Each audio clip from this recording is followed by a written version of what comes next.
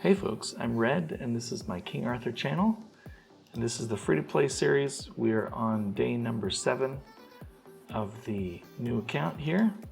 And I've made a little bit of progress in the storyline, pushed up a little bit farther to chapter, let's see, in hard, chapter 5 almost.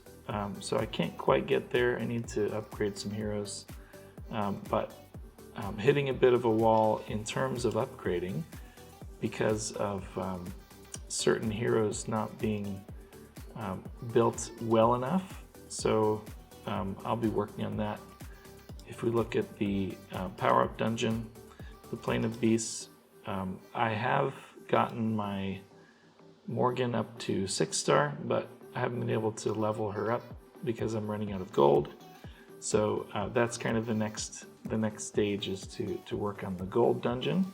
So I'll show you where I am with that, but I thought it would be a good opportunity to talk about the kind of the turn meter and the Vigor system. So I feel like this is a really cool thing that they've developed for this game in terms of the Vigor system.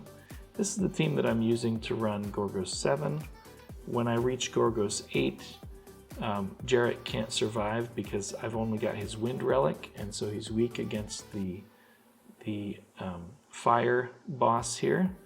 But let me just show you what I mean in terms of the Vigor system and the turn meter. All of these heroes have speed, right? And speed is the rate at which their yellow bar fills up. So you can see they're all faster than Gorgos. So he's probably around like 80, 85 speed. All of my heroes are around 100, 115, 125 in the case of someone like Merlin.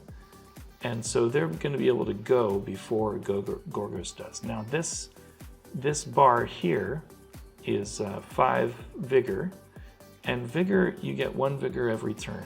So for every hero, they add 1 Vigor to the bar. So I can go ahead and use this skill on the boss here, and then that uses up 2 Vigor, and then Jarrett adds 1 more Vigor.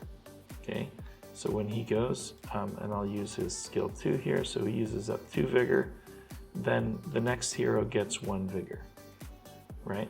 So it's a really cool system in the sense that the faster you get them going, the more Vigor you get, but then you're restricted in the kinds of abilities that you can use. So this is why the Vigor set is so useful, because it gives you 2 Vigor every turn of that hero. So if you can get a fast healer in a Vigor set, they can do their 2 skill and they don't deplete the Vigor bar for anyone else. So this, I need to use all 3 Vigor for my Anguish here. He's gonna go ahead and lay some of these dots down, and yeah, then it's just kind of rinse and repeat. So that's a really cool aspect of the game. You have the speed at which you go, at which determines when you go, but then you also have the Vigor that you have to manipulate in order to do your major skills.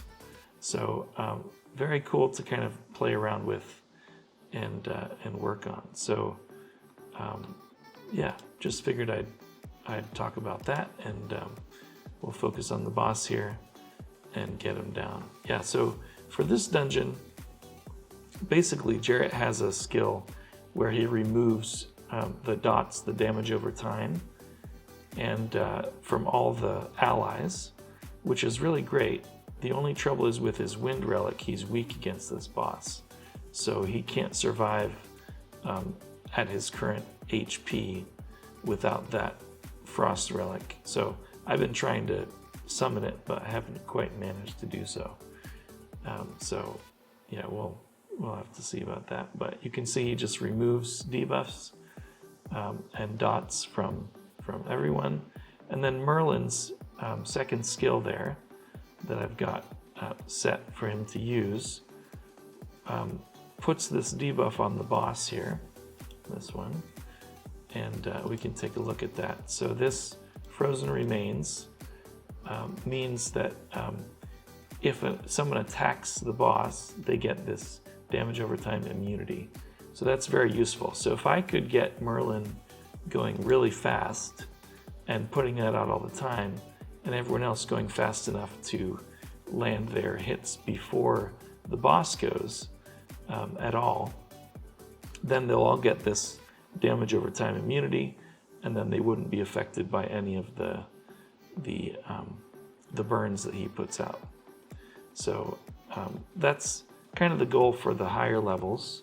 Once you get there, is that Merlin goes first, puts that down, everyone else goes and gets that damage over time immunity, and then it's just clear sailing for the rest of the time. But Jarrett does really well as well for removing buffs. You just have to get him fast, you have to give him enough HP, and you have to have the right relic on him so that he can survive.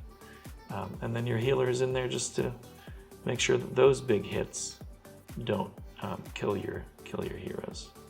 So that's kind of the strategy for this one. Yeah, so let's get this down. Here we go. We got our gold. If I could get higher, then I'd get more gold, be more efficient, and I'd be able to upgrade my heroes faster. But this is where we're at right now. So I did get that special summoning ticket, the legendary hero ticket here. So I'm going to go ahead and use this, and we'll see who we get. Okay, and we got a dupe of Morgan. So not great. Let's see what that would give me. I think for chivalry, right? Give me some chivalry benefit. So if it's knight at the start of the battle, grant damage shall increase to all allies. So that might be useful. I can maybe, we'll see if I can use that in Penvade.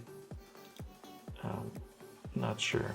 I'm not sure if it's knight at the start of that battle. So, okay, so we used that, and that's unfortunate. Would have been nice to get a new legendary, but such is life. So thanks very much for watching. Do like and subscribe, and I'll see you later.